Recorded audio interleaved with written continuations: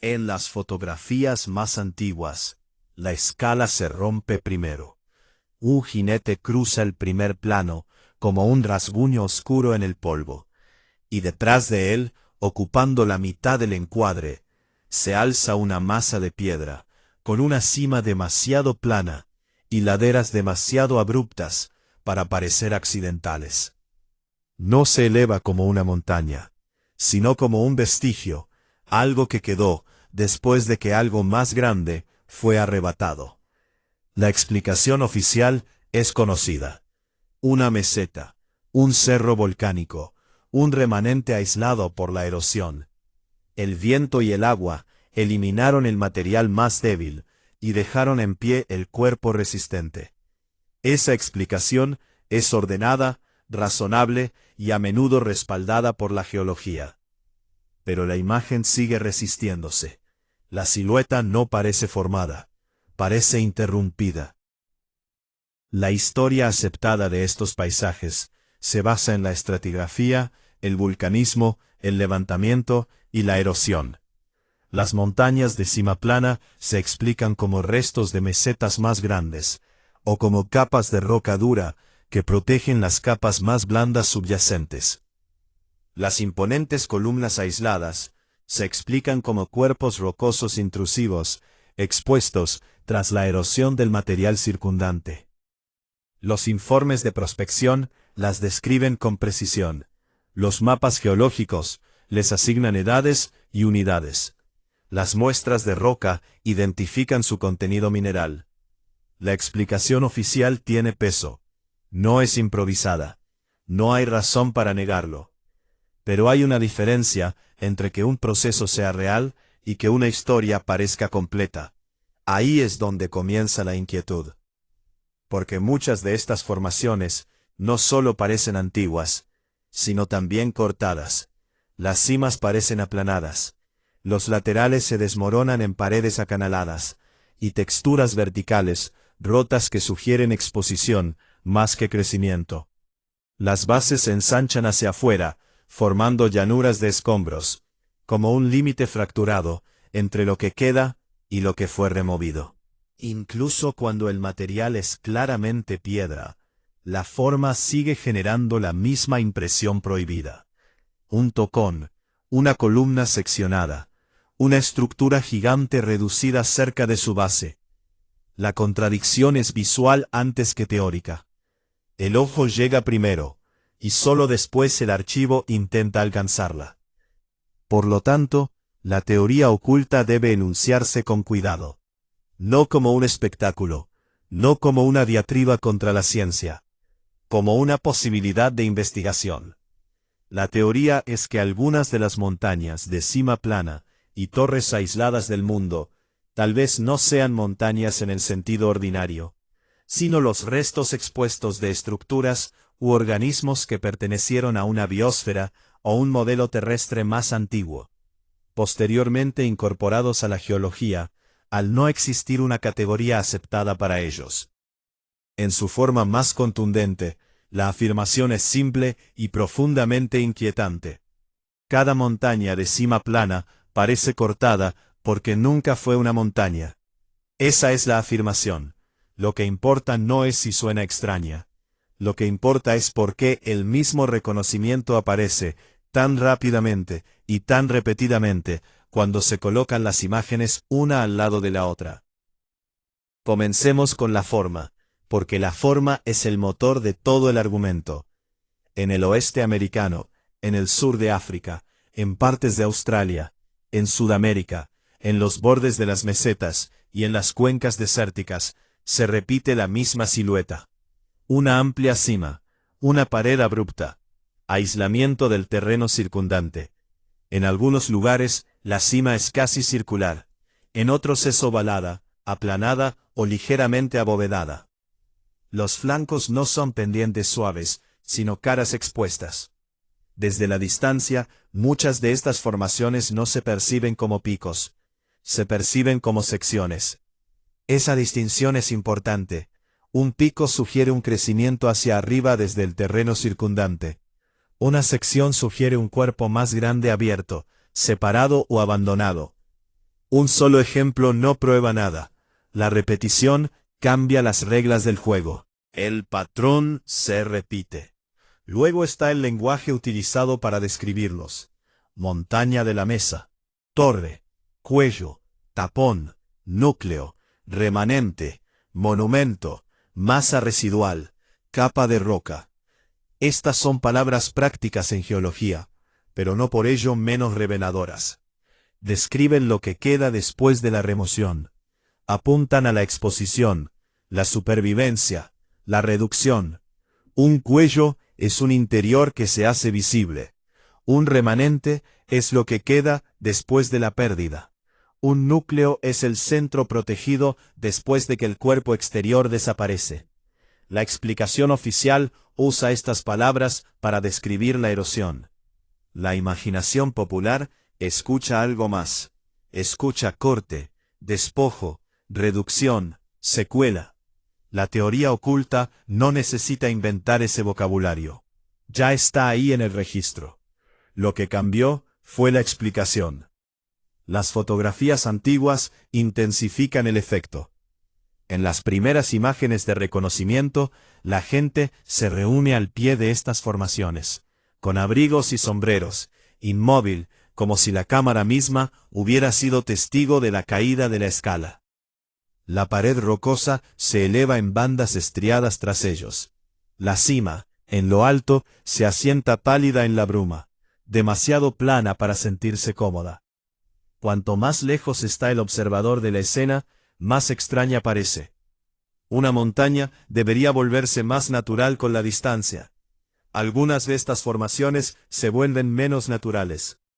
Esa es una de las razones por las que persiste la comparación con tocones gigantes. El parecido no reside solo en el contorno, está en la relación entre la cima, la pared lateral y la base rota. La piedra recuerda. Ahora bien, consideremos las imágenes más antiguas a las que la gente recurre cuando intenta comprender esa semejanza.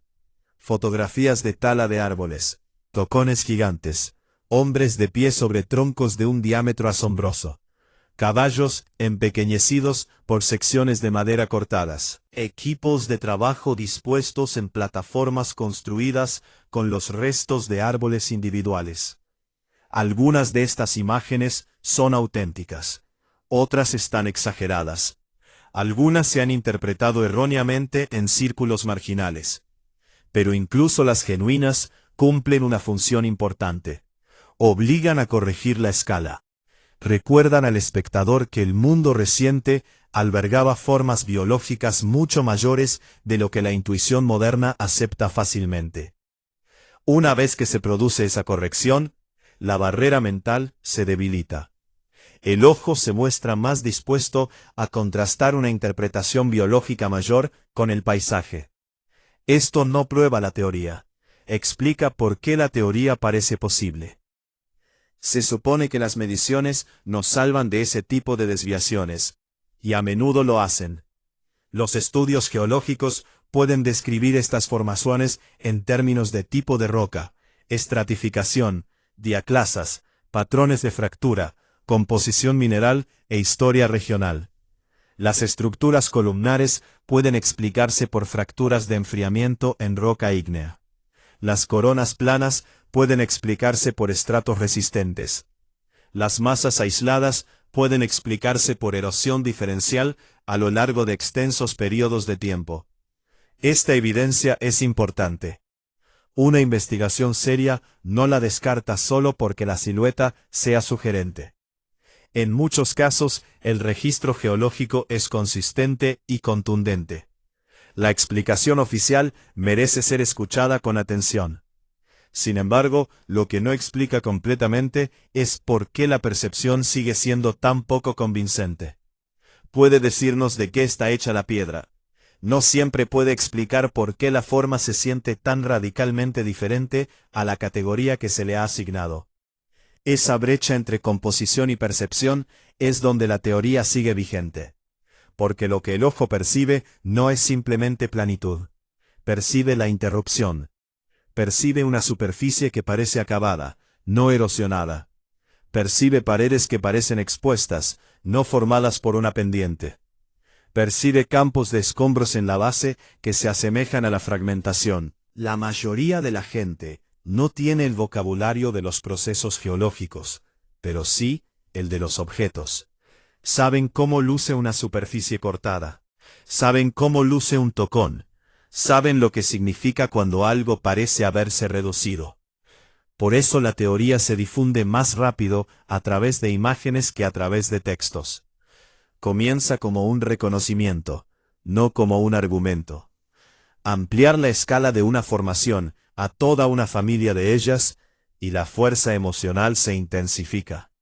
Monument Valley, Devil's Tower, mesetas aisladas en mesetas desérticas, montañas de mesa en continentes, tepuyes emergiendo de las nubes, restos dispersos en tierras baldías y cuencas, roca diferente, edad diferente, explicación local diferente, sin embargo, la misma gramática visual, cima ancha, énfasis vertical, aislamiento, truncamiento. La afirmación de la historia oculta sobrevive porque no depende de un solo caso. Se nutre de la recurrencia.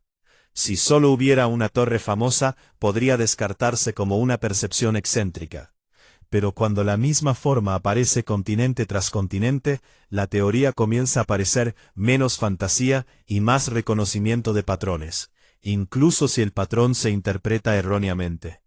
Los mapas añaden otra capa de información. Mapas geológicos, mapas mineros, estudios ferroviarios, títulos de propiedad, planos de cuencas hidrográficas, hojas topográficas. A simple vista, estos documentos no demuestran una tierra alternativa. Lo que demuestran es otra cosa. Demuestran que el paisaje moderno fue agresivamente clasificado, medido, cortado, nivelado, dinamitado y renombrado. Se redujeron colinas, se rellenaron barrancos, se extrajo roca, se construyeron vías férreas que atravesaron crestas, se explotaron acantilados, se desviaron cauces de ríos, se modificaron distritos enteros para la industria. Esto importa porque la percepción pública se ha visto influenciada por la destrucción real. Una vez que se ha visto la ladera de una montaña escalonada, una vez que se ha visto la pared de una cantera con cicatrices geométricas nítidas, resulta más difícil ignorar el lenguaje de la destrucción cuando una formación natural parece mostrar la misma lógica a una escala diferente. Pero aquí, la teoría se enfrenta a uno de sus mayores desafíos. La extracción real deja huellas, montones de escombros, marcas de herramientas, rutas de transporte, gradientes de desechos, campamentos, puntos de carga, regularidad mecánica. La mayoría de las montañas de cima plana no muestran esas huellas a una escala significativa. Sus campos de escombros son naturales. Su estratigrafía continúa a través del corte aparente. Sus superficies contienen suelos, vegetación, patrones de meteorización e historiales de exposición consistentes con largos períodos geológicos. Si estos fueran literalmente seccionados por una civilización industrial, la infraestructura faltante sería un problema grave. El registro muestra que no existe un sistema de canteras global capaz de tal trabajo. Esa divinidad importa.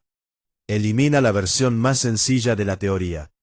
Pero no elimina por completo la inquietud, porque la inquietud nunca dependió solo de la maquinaria. Dependía de la forma. A menudo se recurre a la madera petrificada, y con razón. Existen bosques petrificados reales, troncos reales se han mineralizado. El tejido orgánico puede ser reemplazado por piedra, conservando detalles estructurales asombrosos. La línea divisoria entre biología y geología no es imaginaria. Los registros muestran que la materia puede cruzar esa frontera. Para quienes se sienten atraídos por la teoría del tocón, este hecho resulta fascinante. Si la madera puede convertirse en piedra, entonces quizás la piedra pueda ocultar un origen biológico a escalas que nadie considera actualmente. Sin embargo, la misma evidencia funciona en ambos sentidos. La madera fósil conserva huellas, vetas, patrones celulares, texturas de la corteza, estructura interna. La mayoría de las mesetas y torres no revelan esas huellas al ser analizadas. Revelan basalto, arenisca, brecha, caliza, texturas metamórficas, cuerpos intrusivos. Piedra comportándose como piedra. La versión literal más sólida de la teoría se debilita aquí. Pero la cuestión visual persiste. Entonces, ¿por qué persiste? ¿Por qué regresa la mala interpretación, incluso cuando el caso material se vuelve difícil de sostener? La respuesta puede tener menos que ver con el engaño que con el fallo de la categoría. Las instituciones se especializan. La geología estudia las rocas. La silvicultura estudia los árboles. La ingeniería estudia los cortes. Los archivos conservan lo que se archivó. El derecho estabiliza los nombres y la propiedad. Casi ninguna disciplina es recompensada por examinar por qué ciertos paisajes desencadenan el mismo reconocimiento intercategorial en millones de espectadores.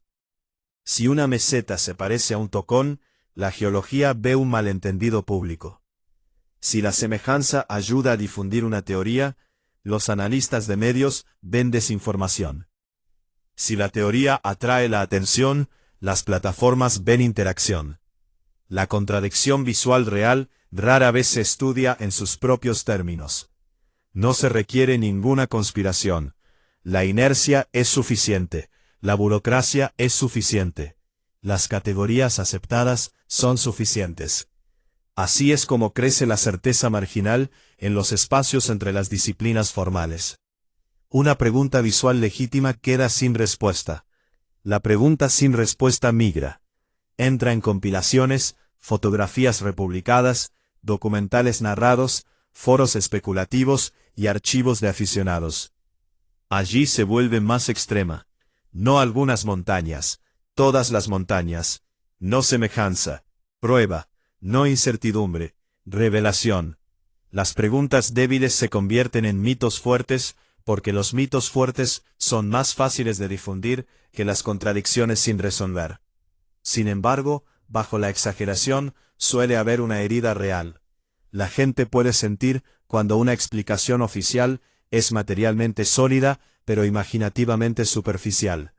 Intuyen que la Tierra guarda una historia más profunda que la que se les ha contado. El patrón no desaparece, cambia de dueño. Los testimonios de testigos presenciales en relatos de viajes antiguos resultan reveladores en este sentido. Exploradores y topógrafos solían describir estas formaciones con el vocabulario que tenían a su alcance. Mesa, bastión, pilar, chimenea, monumento, cono truncado, muro partido.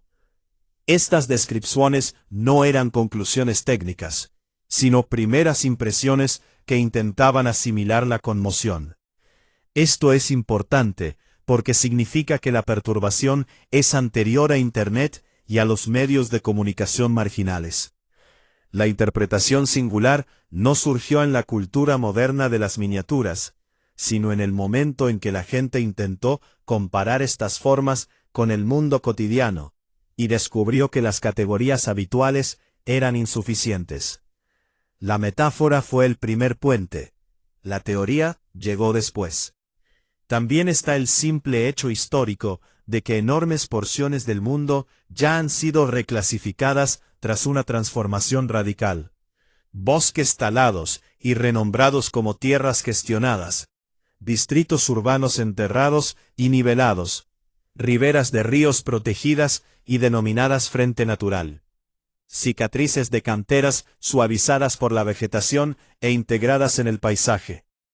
Una vez que una sociedad se acostumbra a vivir entre residuos, se vuelve más vulnerable a la mentalidad de residuo. Todo empieza a parecer lo que queda después de que algo más haya sido eliminado. En ese entorno, una montaña de cima plana ya no es solo geología. Se convierte en un símbolo de reducción. El público puede estar equivocado sobre el origen literal, pero puede tener razón sobre el sentimiento más profundo. La Tierra sí parece abandonada. Por eso, la afirmación de que toda montaña de cima plana nunca fue una montaña sigue captando la atención. No porque se haya demostrado, ni porque la geología haya sido refutada, sino porque refleja una verdad emocional sobre el encuentro moderno con el paisaje. Ya no nos fiamos de las apariencias, pero tampoco de las explicaciones. Estamos rodeados de registros de cortes, enterramientos, borrados y cambios de nombre. Hemos visto demasiadas pruebas de ciudades bajo ciudades, bosques bajo vegetación, infraestructuras bajo tierra, como para creer que la clasificación por sí sola resuelva lo que vemos. Así que, cuando una meseta se alza entre la bruma matutina como una corona cercenada, la mente busca una narrativa más amplia. Quizás demasiado amplia, pero no sin razón. Al final, la teoría deja de centrarse en montañas literales, para enfocarse en la relación entre forma y autoridad. Un relieve puede ser completamente geológico, y aún así parecer violentamente artificial. Una explicación científica puede ser materialmente correcta, y aún así sentirse incompleta, porque no aborda lo que el ojo percibe. Una teoría falsa puede perdurar durante mucho tiempo, cuando se vincula a una verdadera contradicción visual. Esa podría ser la verdadera lección. No que las montañas sean tocones ocultos, sino que algunos paisajes exponen los límites de nuestras categorías, con una fuerza inusual. Hacen que la erosión parezca una secuela, hacen que la geología parezca un residuo, hacen que el mundo ordinario parezca póstumo. Así que volvamos a la imagen una última vez. Una corona plana en luz tenue, paredes acanaladas que se hunden en la sombra, pequeñas figuras humanas cerca de la base, demasiado diminutas para que la escala parezca segura. Miren los mapas que la nombran, miren los informes que la clasifican, miren las fotografías que la hacen parecer imposible. Luego pregunten qué es exactamente lo que se defiende, cuando el parecido se descarta tan rápidamente. No solo la geología, no solo la historia, sino la autoridad para decidir cuándo un patrón carece de sentido, y cuándo es demasiado peligroso seguir adelante. El registro sigue ahí, la piedra recuerda, lo que cambió fue la explicación, y la verdadera pregunta no es si la teoría suena extraña, sino si alguien con las herramientas para verificarla, la ha examinado seriamente.